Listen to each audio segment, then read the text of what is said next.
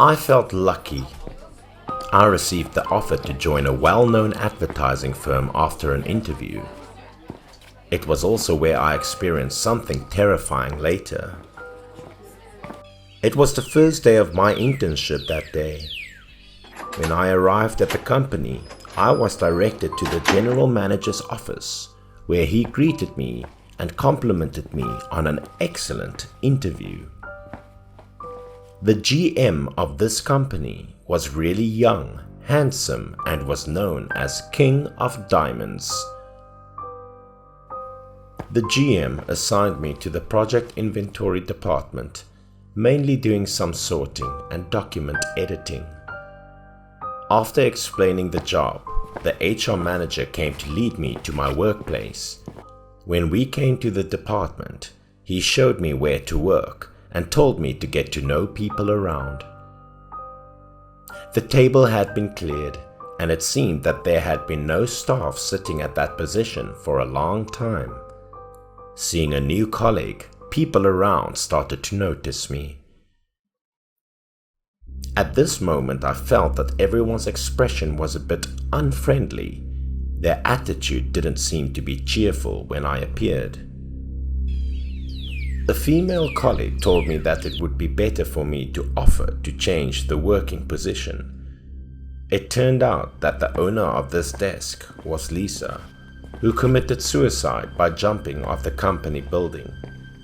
But I didn't care about this matter, because she and I did not know each other. I just felt worried a bit, because I didn't think people would greet me in this way. In the company, I noticed that there was a man sitting next to me who seemed unapproachable. His name was Tom. I found out many times that he was secretly peeking at me, which made me feel so uncomfortable. Also, Tom was usually very shady, and his nasty temper was evident on his face, which made me try to minimize contact with him. A week later, I was called in to work overtime for drafting bidding paperwork for a new corporate project. I was the last one remaining in this vast, desolate office. This was my first project. Succeed or failure of this project would determine whether the firm would keep me. Fortunately, all of the supplies had been pre-prepared, so it wasn't too tough for me. I took a sip of coffee and sat back in my chair, seeing that the bidding paperwork was nearly finished. I went by the windows, wanted to enjoy the night scenery outside and rest my tired eyes. A breeze of cold air rushed in as soon as the windows opened, making me feel quite calm. But then, a dark shadow appeared in front of me, falling down at a breakneck pace. Even though it was just for a split second, that figure passed me and dropped below. I instantly pushed my head out and glanced down. I was terrified, but there was nothing odd down there. My heart was still racing. I could tell that I saw someone falling from the building just now. Then I returned to my seat and deliberately placed my palm on my forehead. I was reclining back in my chair. All out of a sudden, the office lights went out. My computer screen went black at the same time.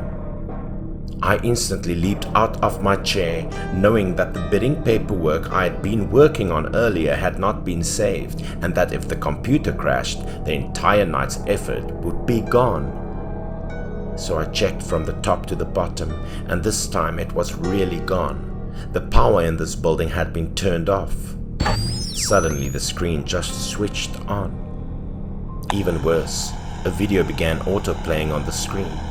This video scenario seemed quite familiar. Wasn't this my office? The video feed was zoomed in and finally mirrored on a desk. This desk resembled mine. But the woman at the table wasn't me. She was a total stranger who was typing in front of the computer and appeared to be working hard and concentrated. But then two arms appeared from behind her, covering her lips and pulling her back. According to this force, the woman was taken aback and leaned back. Then she fell down on the floor. The woman's legs were continually straining in the next shot. After a few minutes, the woman was able to release herself. She bolted in the direction of the camera, her clothing strewn, and in a panic. At that moment, the video screen was jammed. The camera frame went back and showed the top floor of the office building, where the woman was being pushed towards the rooftop railing by someone. Her expression was filled with terror, and she implored the guy. However, the person who was tormenting her was still unable to be seen clearly. That man approached cautiously, but she gave up and leaped down below at that point. The man or person didn't appear to anticipate the woman to be so rash. He went over after the woman jumped down and peered down below.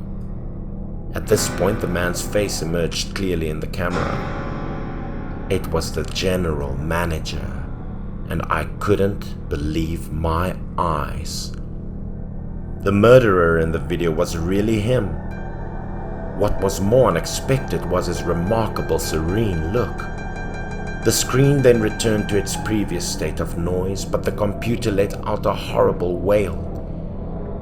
I jumped out of the chair, startled and now in panic.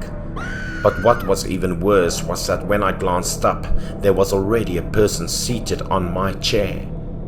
She was the woman in the video right now. The woman's eyes were transfixed to the computer screen, tears as crimson as blood streaming down her face, her body and clothing stained in blood. Too terrified, I ran to the door with all my strength. However, when I arrived at the entrance, I was unable to open the office's glass door. The wail behind was becoming louder, piercing my heart, and I was sweating profusely. My legs were mushy, and as I clutched the glass door handle, my entire body trembled. A person arrived outside the door in the middle of my anguish. It was Tom, but he didn't gaze at me, tears in his eyes instead. He was staring straight into the office. The odd thing was that when Tom yanked on the door handle, the glass door instantly opened as if it had never been locked. A breeze blasted out of the room at the moment Tom opened the door. Both Tom and I stared at the desk at the same moment. The woman had left, the chair was vacant, and the drapes were only faintly swaying. Tom eventually returned to face me at this moment and said, "What happened? Wasn't Lisa just here?" When he said that he had just seen Lisa, I informed him that it was true that I had just met Lisa. "She also showed me a video on my computer of her leaping from the building and the CEO murdering her," I added. When Tom heard this, he dashed over to my computer. That a video was saved on my computer desktop, and the video substance was identical to what I just viewed, which shocked Tom. The next day, using the video as proof, the company's GM was arrested. He was accused of causing Lisa's death after being sexually harassed by him.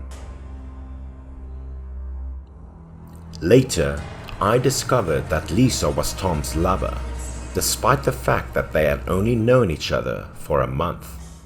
Tom seemed to have lost his enthusiasm in work and life after discovering that Lisa committed suicide. That night I met Lisa. Tom was depressed. He was smoking in front of the company. When he noticed the office lights were turned off and a scream was heard, he took it as a terrible omen and raced up to see what was going on. The cops were baffled as to who made the video. However, there was no evidence of editing in the video material, leaving the general manager unable to resist when questioned and forced to lower his head to admit